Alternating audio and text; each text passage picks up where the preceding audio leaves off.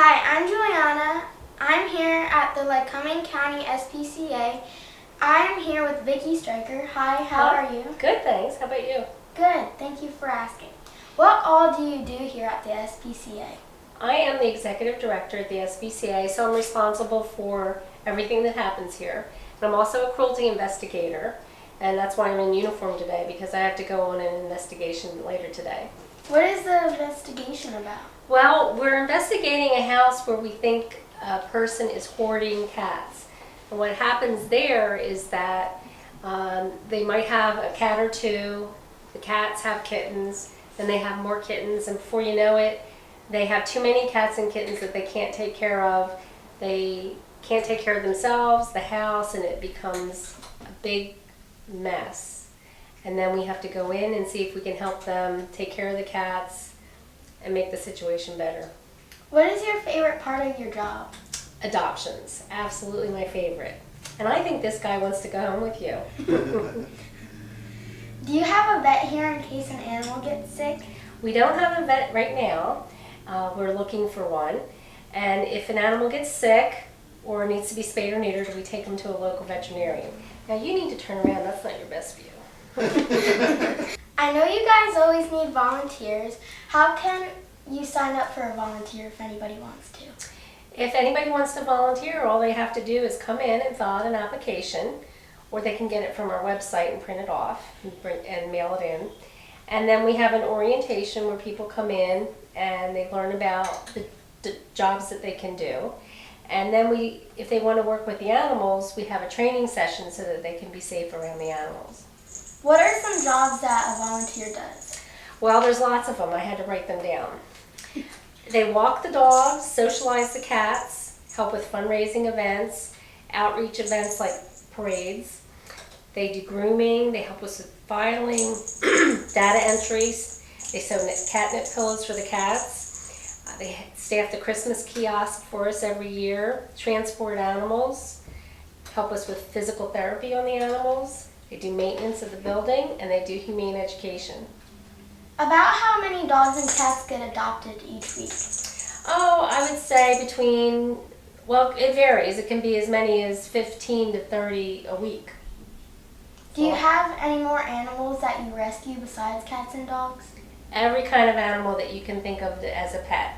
We've had guinea pigs, hamsters, bunnies.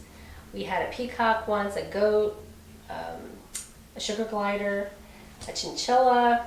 We've had a tarantula. We've had fish, a piranha. So just about any animal that could be a pet, we've probably had it at one time or another. Have all those animals gotten adopted? Yeah, even the tarantula. What is a sugar glider? A sugar glider is a little rodent that might remind you of a flying squirrel. And it's a tropical animal, and it's from South America, and people started adopting them as pets.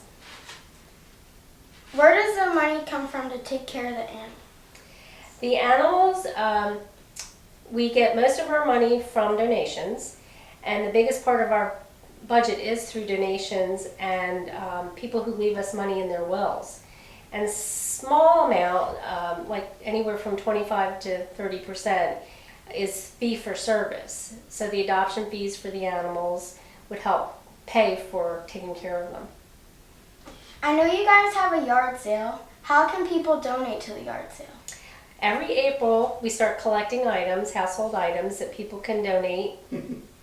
And anybody who wants to clean out their garage or their closets can donate the items in April, and we have the sale in May. And we usually make about $1,000. Can you just donate supplies? Oh, we use a lot of supplies that people donate. Laundry soap and bleach are a big one. Postage stamps, copy paper, and then food for the animals. Kitten food, dog food, and treats for the animals. So there's lots of things that people do donate that also helps. Do you like cats or dogs better personally? Well, I always was a dog lover until I got a cat. So now I love them both. I have one dog and I have 2 cats. I like dogs better personally. Do you? Mm-hmm. This week's episode was a lot of fun. Thank you for having us.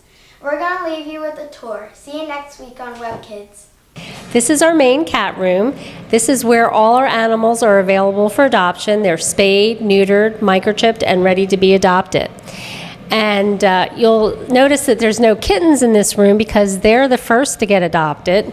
And then we also have about 75 to 80 kittens in foster homes. So we have another room where the animals come in, and I will take you there. And these animals are waiting to be spayed or neutered. And then once they are spayed and neutered and microchipped and up to date on all their shots, they'll get adopted and go into that main cat room. And of course, like I mentioned before, we have all of our kittens in foster homes, and they are waiting for age or spay or neuter for whatever reason. But we do have a few in here that aren't quite ready for adoption. They might be too small. Those are a little small. Here are some really tiny ones. They were probably about only 4 weeks of age. And so the cats have to be 3 pounds before we get them spayed or neutered. And after they're spayed or neutered and microchipped, then we take them out into the other main cat room and we get them all adopted. I'm going to take you now into our dog kennel, which is really noisy. So you may not be able to hear me talk, but we'll give it a try. And mostly all of our dogs are available for adoption. And some that aren't will have a sign that says not yet available for adoption. And this might be because they're not spayed or neutered yet, or it could be because we're waiting for an owner to claim them, or we could be doing a cruelty investigation and the animals aren't legally released to us yet. I think some of the dogs are camera shy.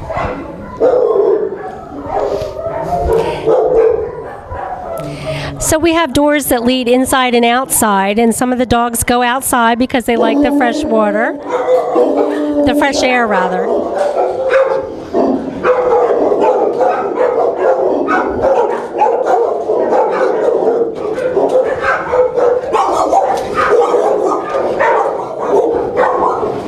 This is Ramen. He's been here for 568 days, and we're trying to find him a home. He needs to be the only pet because he's not too crazy about sharing his love with other animals.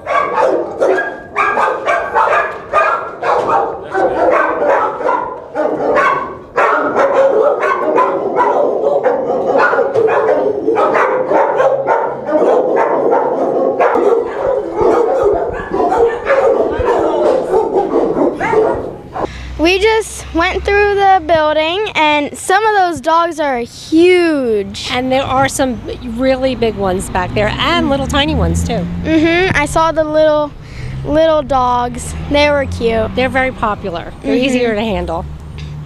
Well, I'll see you next week. Bye.